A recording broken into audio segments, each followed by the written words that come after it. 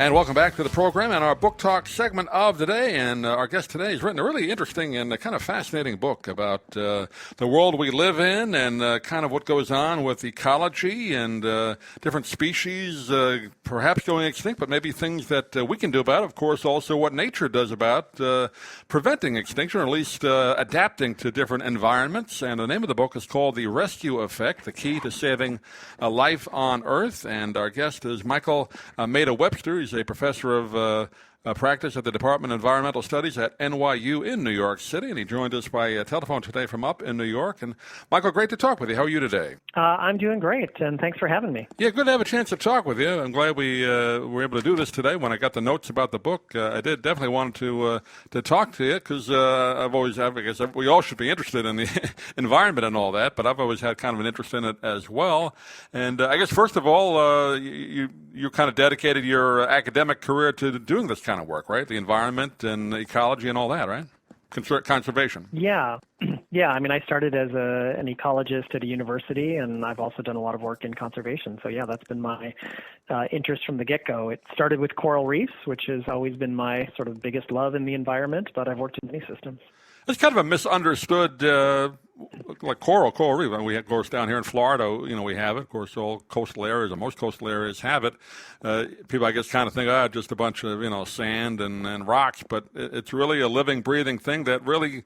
We just kind of noticed it down here with the Barrier Islands in Sarasota with the last hurricane. I mean, it does tend to protect us against some of the tough parts of the storm. It does a lot, doesn't it? The coral.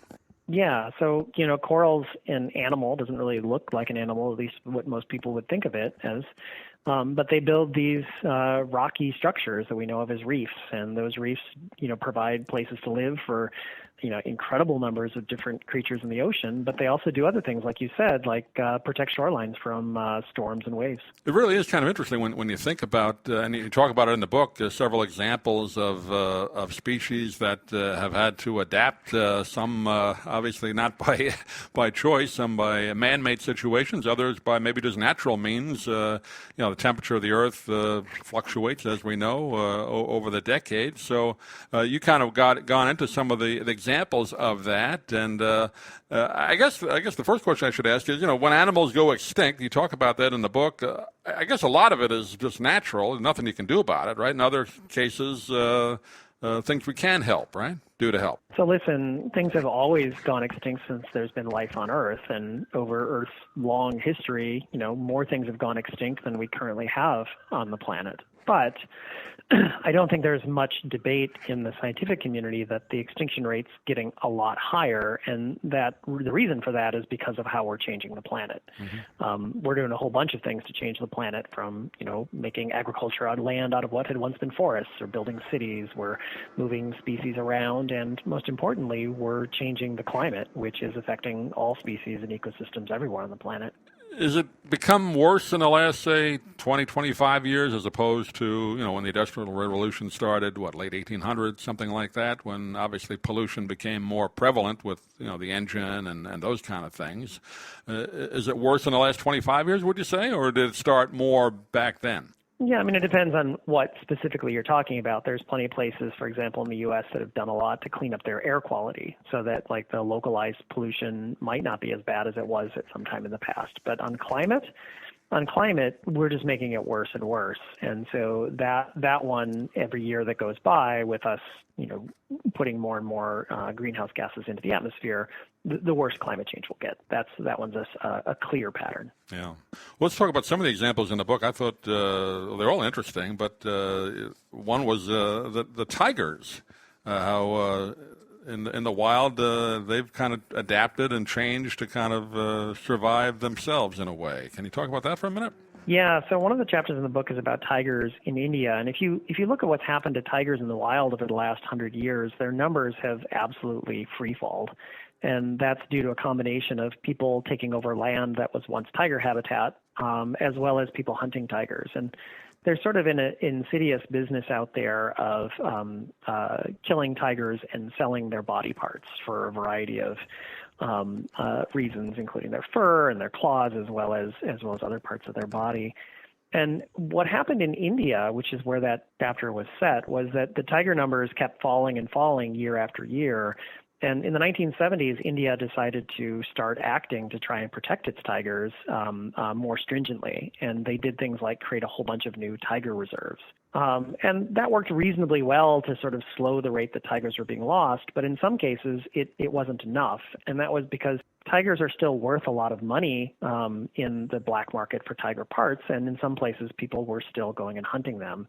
And there's one park that I wrote about in the book in a park called Panna in India that poachers killed every last tiger in the park to the point where it had none left.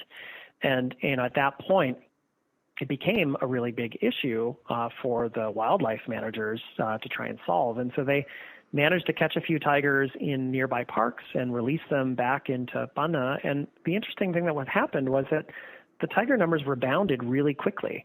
Those tigers that got into the park, they started, they had big territories, they had lots of food, they started having lots of cubs, their cubs started having cubs, and within a few generations, the park was filled back up with tigers to the point where some of the tigers have started to leave. It's gotten crowded, and they're looking for other places to live. Yeah, interesting. I've heard what you talk about with the parts and the tigers. Unfortunately, the elephants, too, I guess. That's been a big problem, right? The tusks and all that. But, yeah. It's hard to believe that people still buy that, but I guess they do, buy those products. Yeah. And it's a sad thing. I mean, listen, there are plenty of problems on the planet. It's too bad that we have to try and protect species that are being hunted to extinction in this way. Another example, not just animals, but you talk about the chestnut tree, which I thought was interesting, right? I mean, that particular tree is had some problems, I guess some diseases with it, right? And it's kind of adapted, and I guess we've helped out, at least try to eradicate that, right? Yeah, so the American chestnut was once a super common tree in the eastern U.S., and around the early 1900s, it got infected with a disease that had been accidentally brought in from Asia. It swept through the trees and within a few decades killed pretty much every American chestnut tree in North America. Since then, people have been trying to bring it back, and they've been having a really hard time because the trees are just not well equipped to fight this particular disease. More recently, some scientists from the State University of New York in Syracuse have started creating genetically modified American chestnut trees that do a better job at fighting off the disease. And so it's a really interesting case where this sort of high-tech intervention of genetic modification is being used for conservation. And the trees are good enough that they want to start replanting them, and they've asked the U.S. government for permission. And so it's this interesting situation where people are grappling with, do we want to have genetically modified trees, and what's the better thing, genetically modified trees in our forests or a species that has disappeared?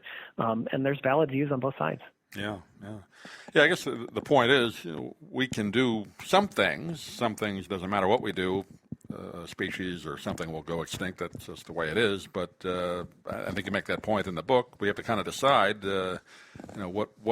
what are we doing? Are we helping or not? But I think you bring up a great point in the book. And I know we're just about out of time in our allotted segment, but the name of the book is called The Rescue Effect, The Key to Saving Life on Earth. And other examples in the book include certain fish you talk about and the mountain pygmy possum and other things as well that really give good insight into how animals and nature adapts, and of course what we can do to hopefully help. Michael, great to talk with you. You have a website you want to direct people to get more information on the book? Sure. You can check out my NYU website, and you can check out the book online at any bookseller, and hopefully it's in your local bookshop. Great. We'll also put a link on our website as well. But Michael Webster, great to talk with you. And first of all, congratulations. Welcome to my former hometown of New York. I think you're going to enjoy it. Just get a jacket ready. But I think you're going to enjoy New York. Thanks for being with us. Great. Well, thanks for having me. Great. Bye. Thank you, Michael. I'm Stan Brock.